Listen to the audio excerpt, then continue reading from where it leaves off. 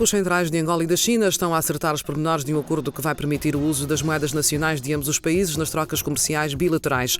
O governador do BNA, José Pedro de Moraes, afirmou que o acordo vai trazer muitas vantagens quando estiver implementado. O Ministério das Finanças, através da Unidade de Gestão da Dívida, realizou os leilões de obrigações do Tesouro indexadas nas maturidades de 2 e de 4 anos. As operações regulares de financiamento de médio e longo prazo do Orçamento Geral do Estado foram efetuadas por intermédio do BNA.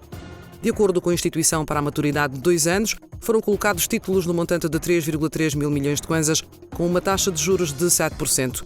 Para a maturidade de 4 anos, o montante foi de 422 milhões de kwanzas, a uma taxa de juros de 7,5%. Angola poderá captar nos próximos 2 anos um investimento privado estrangeiro de cerca de 10 mil milhões de dólares. Segundo mensagem do chefe de Estado angolano, José Eduardo dos Santos, dirigida à nação, as diligências feitas apontam para o reforço do dinamismo e da eficiência dos serviços e para uma previsão do aumento da captação do investimento privado estrangeiro. O governo prevê um déficit de 6,2% do PIB em 2015, baseado numa projeção de crescimento económico de 6,6 pontos percentuais, o que contrasta com a média de 3,1 prevista pelos economistas ouvidos pela Bloomberg. A agência de notícias financeira escreve num artigo de análise que compara Angola e Tanzânia que ambos os países aderiram aos planos para emissões de dívida nos mercados internacionais este ano e que, quando voltarem aos mercados, vão dar aos investidores uma oportunidade de diversificação dos seus portfólios.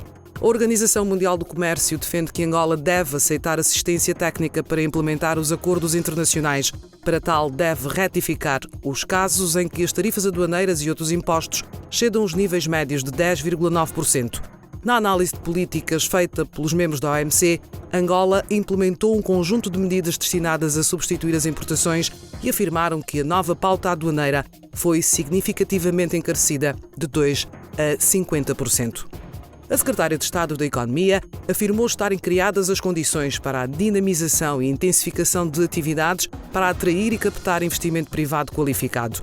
Laura Monteiro acrescentou que estas condições se destinam ao investimento interno e externo para suporte do crescimento da produção nacional, substituindo importações e incrementando exportações de produtos de maior valor acrescentado. Um grupo de empresários alemães em visita a Angola manifestou interesse em firmar parcerias com a Indiama para a exploração de diamantes e a construção de barragens hidroelétricas. Os empresários mantiveram o encontro com Carlos Chumbula, PCA da instituição, tendo sido abordados temas sobre áreas de investimento no setor dos diamantes. O delegado da economia alemã informou que acompanha 9 representantes de grandes companhias interessadas em entrar no mercado angolano com tecnologia de ponta.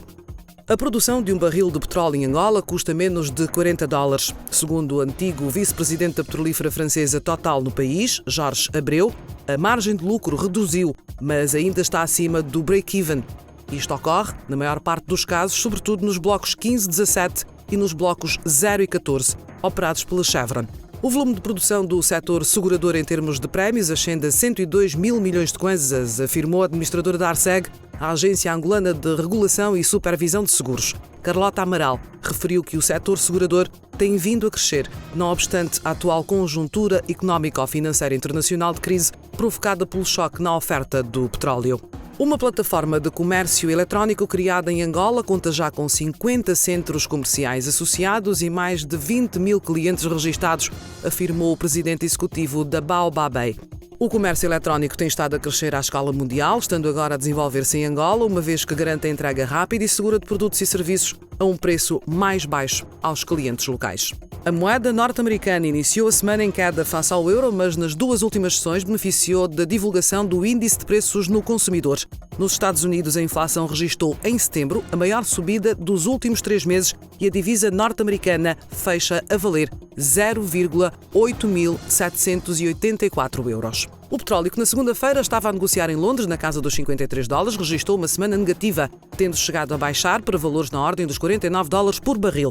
Na sexta-feira, e depois de 4 sessões consecutivas de perdas, o Brent voltou a subir e estava a ser transacionado em Londres acima dos $50. A impulsionar a matéria-prima esteve a garantia de que a Rússia está disposta a discutir cortes na produção num encontro com a OPEP agendado para a próxima semana. O ouro, que vinha a registrar uma semana positiva, acaba penalizado na sexta-feira pelo anúncio da subida da inflação nos Estados Unidos. Ainda assim, o metal precioso termina a valer mais do que na segunda-feira. No que respeita aos valores de transação do gás natural e cobre no mercado internacional, a semana não registou grandes variações.